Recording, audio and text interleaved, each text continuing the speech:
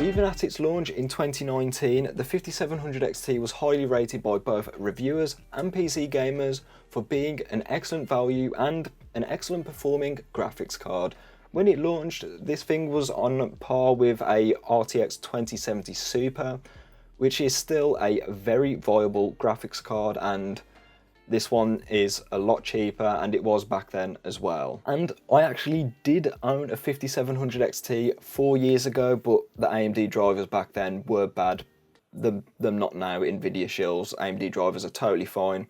But I did return it, and then I bought a GTX 1080 Ti, which is the best GPU ever made, and I've got no regrets there.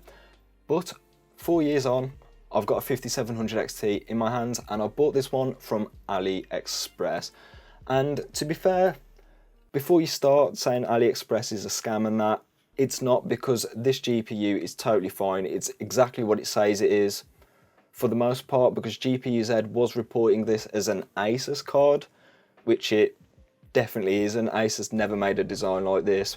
But maybe the PCB is made by Asus, I'm not too sure on that. But one thing I do know is this graphics card performed fine in my testing. So to see how this 5700 XT gets on with its very Nvidia-esque packaging, but to be fair, it was packaged quite well, so props to AliExpress there.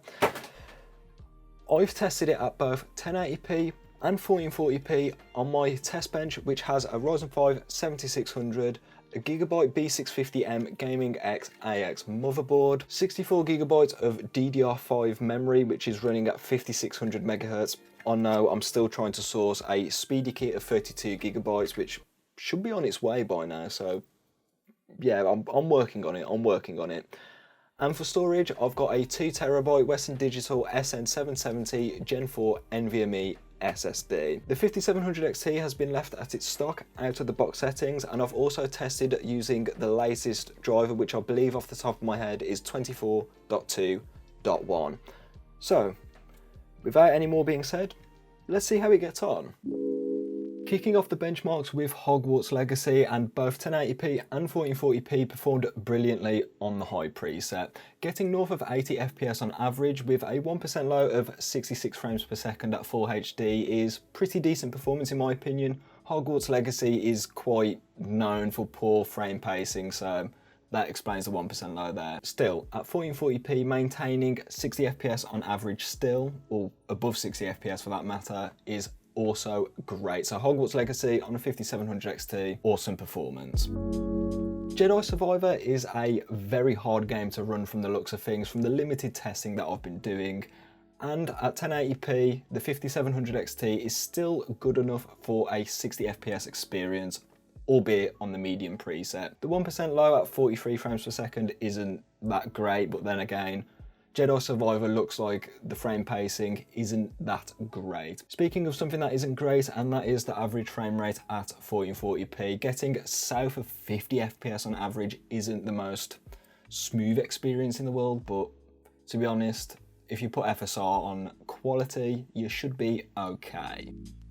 Cyberpunk 2077 basically tells the same story as Jedi Survivor. That is because 1080p performance is brilliant, getting just south of 80 frames per second there, and the 1% low is also looking great. 1440p, however, does see the frame rates tumble a bit down below 60 FPS on average, but that 1% low is looking perfectly fine at 1440p.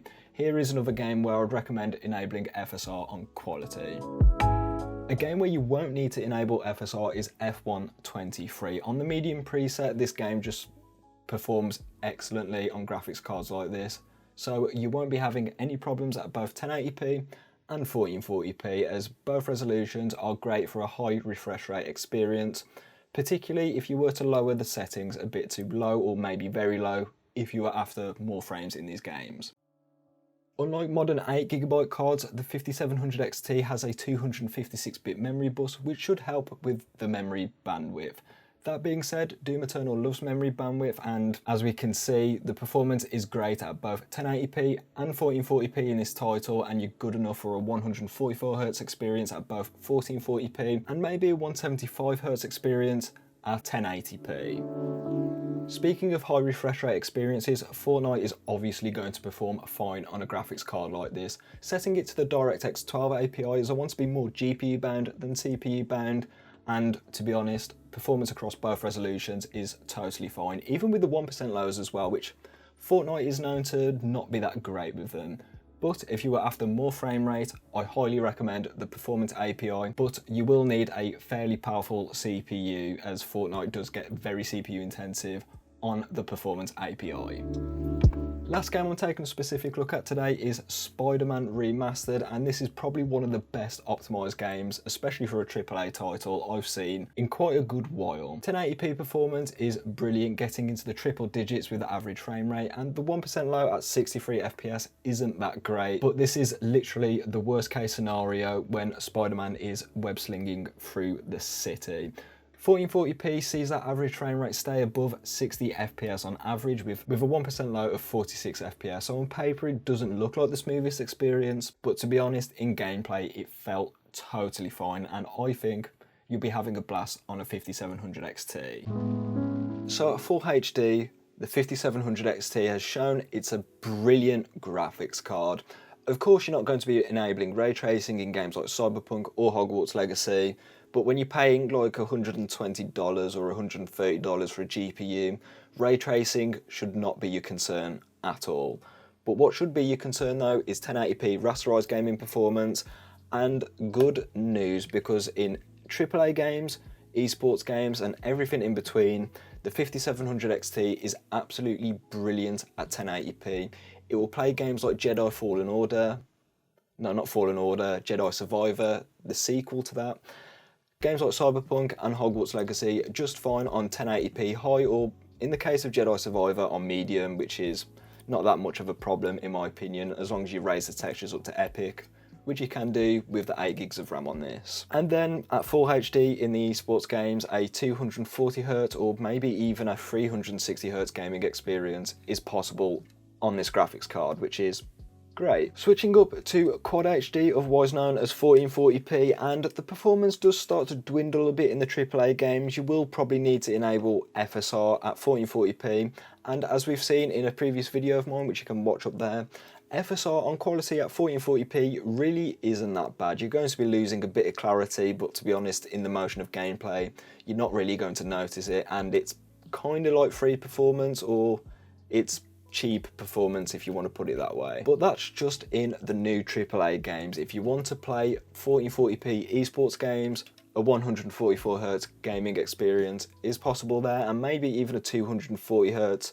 if you were to use like the Performance API in Fortnite and stuff like that, so that is not a concern there. And gaming, especially competitive gaming at 1440p, is going to be fine on this GPU. And its performance like this is why I think the 5700 XT is one of the absolute best graphics cards ever made by AMD.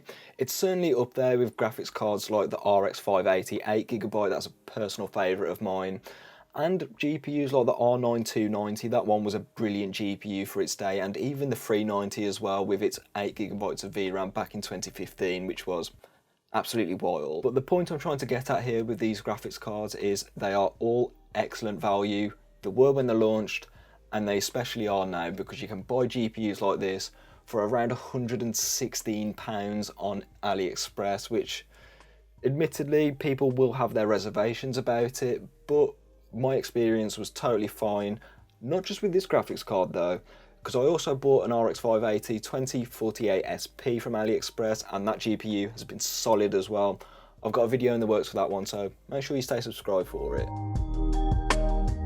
So, back to the 5700 XT, and I can certainly recommend this GPU in 2024, particularly for 1080p gaming, no matter the title you want to play, because it's still got the performance to back it up. Maybe in Alan Wake 2, I know this GPU might have a bit of a problem in that title, but other than that, the rest of the AAA games that I've tested today, performance, I mean, is brilliant. And even so, at 1440p, if you don't mind a lower frame rate for the extra clarity, the 5700 XT is passable at 1440p, but you might need to enable FSR or drop some quality settings so you can get that magical 60 FPS figure.